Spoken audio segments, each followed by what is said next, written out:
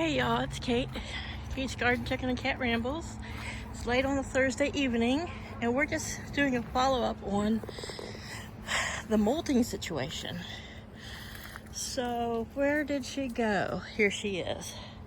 So here is Miss Kiva. She is the other Buff Brahma, who is the darker.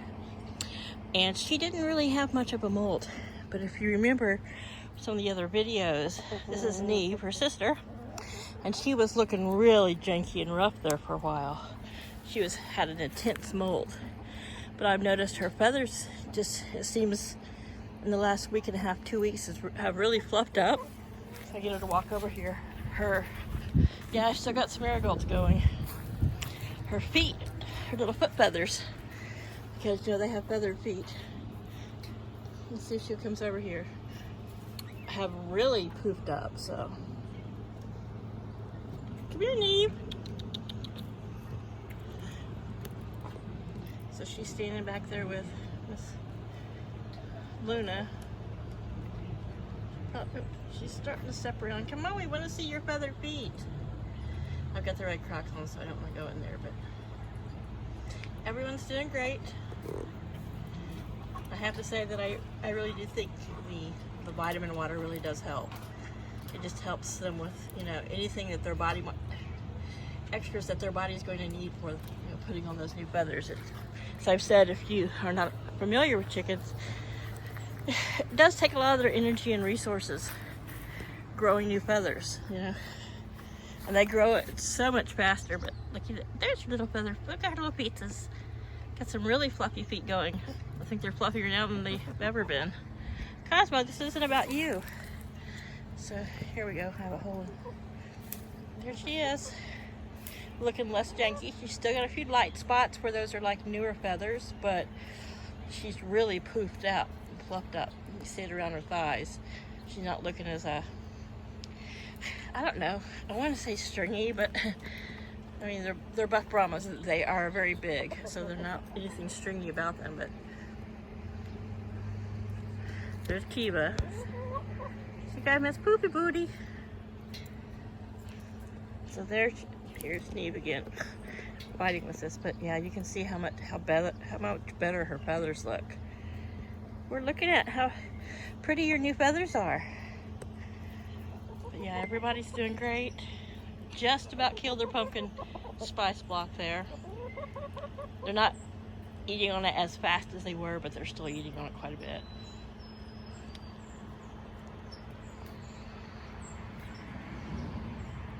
So all the straw here was inside the little chicken hut. I also threw some in the pavilion because they do like to sit up there and they do poop in there, and they do like to scratch around and dust bathe in the straw. So, but they've been digging lots of little holes, so they've got lots of dust bathing spots. They got checked over today. Got up close and grabbed all those that I could check. No mites or anything like that. Of course, their coop has been cleaned for the winter. It's got all new bedding. And what little bit was still on that I left in there, I made sure it had a good coating of the first Saturday lime, and then everything else on top it'll just start to disintegrate. We do the deep litter method. It's kinder on the back. And it also helps to keep them warm, because as that breaks down, I mean, as it compost produces heat. That's what breaks it down. So here's Laddie and Marigold. I've been giving them a little bit of, we buy those Shiba cat foods for Chaos. They're like 2 little small things. And so once a day, or every other day, I'll give them one of those little, just because of Laddie's crooked beak. And even as I trim it, you know, it still just makes me feel better knowing he's getting some added protein. It's like a treat, but he can eat it quite easily. So Marigold does spend a lot of time over here. I have some lettuce.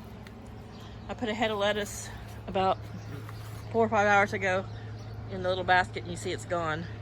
They ate a whole large head of green cabbage the other day within 24 hours. I put it in there around noonish on a Saturday, and by 3 o'clock in the afternoon on Sunday, it was totally gone.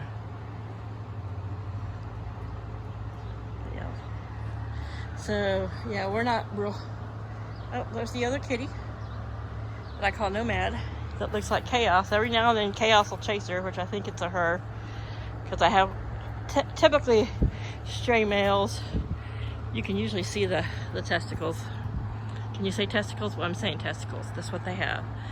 And Chaos, be sweet. Yeah, that cat's like, Chaos is like 11 years older than she is. But he's gonna go over and say, hey, this is my yard. But he does share his food with him. Chaos, be nice. Look at him, he's coming back. He's like, all right, my job is done. Look at you strutting back like you're all mister. Got Mom needs to roll up the hose. She won't be using it anymore. Hanging on the side of the house. Oh yeah, you're so tough. Okay, now he's gonna pee or poo, and Marcus, we're not gonna watch that. I'm having some late afternoon snack.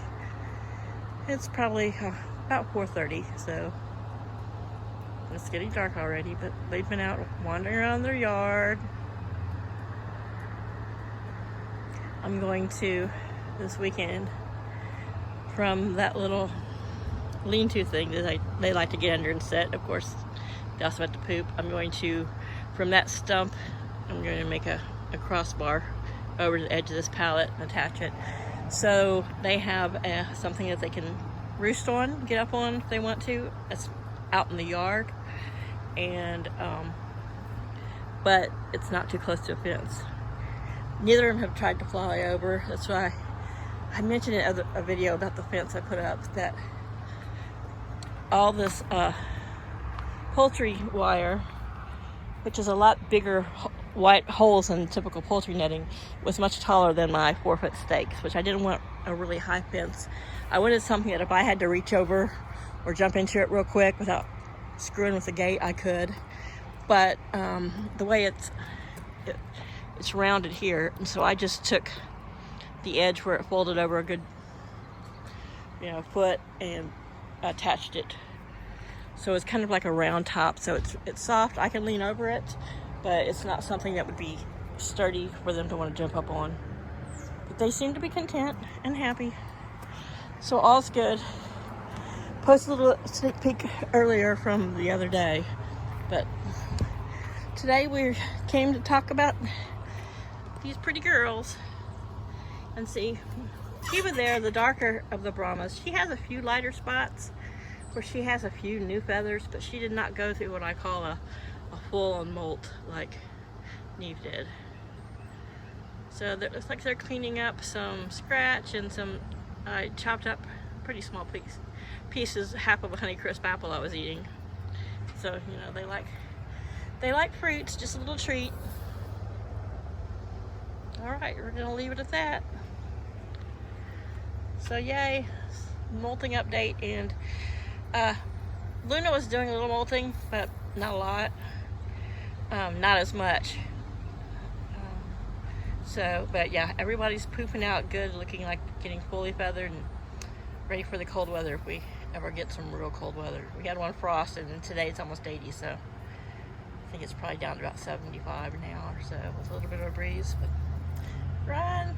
They're so cute when they run. I love watching them run. But sometimes they just run for no reason. It's like zoomies. Oh, someone must have got a bug, found something. If they find a bug or a worm, if they would just stay still and eat on it and not run, the other chickens would probably not even notice they had it. But no, I got a bug and I'm gonna run around with it. So just like kids, hey, she's got something good in her mouth. She won't share it with me. Love my chickens, so here she comes back to check. Did you drop a piece?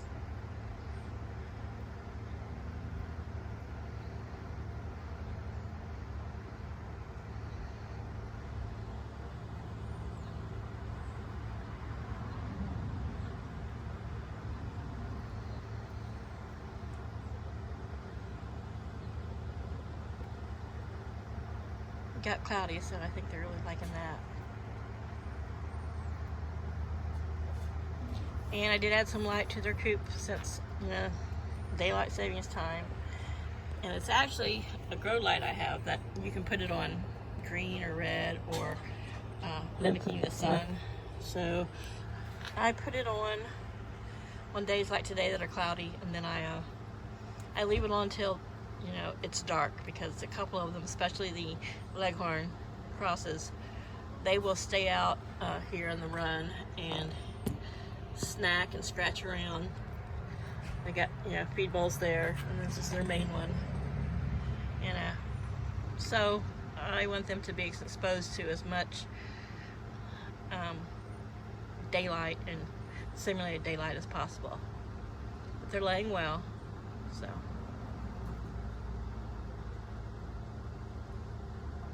So there's the little herd. And the other two are still standing where they were, like little, you know, they're not doing much. So if I get any new birds, this little small yard will be perfect. Grow out pen. The bird netting I have for it, the box was opened, and at one point the cats had knocked it down and played in it, so I got some detangling to do of it, and I may cut it in half because I really only need it to cover the open part of the yard, but we'll see. I'm gonna have to take it out in the yard one day and just spend time just spreading it all out and getting any things untangled. If I have to cut any places, I'll need to tie them back to get it untangled and tie back any holes, and just a process. But there's my sweet birds. Alright, you guys, hope you have a great weekend. Bye for now.